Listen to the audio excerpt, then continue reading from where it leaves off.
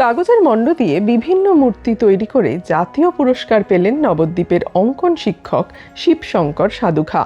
নবদ্বীপের সুধাংশু চ্যাটার্জি রোডের বাসিন্দা তিনি পেশায় একজন অঙ্কন শিক্ষক হলেও শিল্পী হিসেবে তার পরিচিতি বহুদিনের। দীর্ঘ প্রায় ৩২ বছর ধরে কাগজের মণ্ড দিয়ে মূর্তি তৈরি করেন তিনি। ৯ ডিসেম্বর দিল্লিতে রাষ্ট্রপতি দ্রৌপদী মুর্মুর হাত থেকে জাতীয় পুরস্কার গ্রহণ করেন তিনি।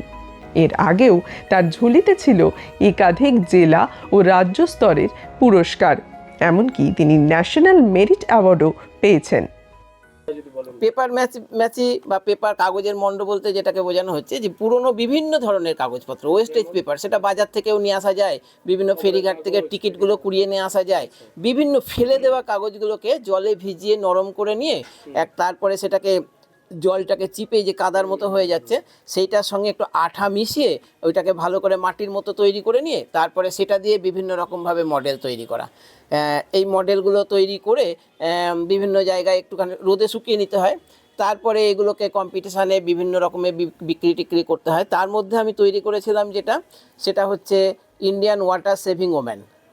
এই মডেলটা সারা ভারতবর্ষের ক্ষেত্রে সত্যিই খুব ভালো লেগেছে সবারই ক্ষেত্রে। আমি ভালো লেগেছে সেটা বলতে চাইছি না, আমি বলতে চাইছি যে এটা একটা সেরা মডেল হিসাবে বিবেচিত হয়েছে ইন্ডিয়া গভর্নমেন্টের কাছে। আচ্ছা, এবং সেই জন্যই আমি ন্যাশনাল অ্যাওয়ার্ডের জন্য সিলেক্টেড হয়েছি।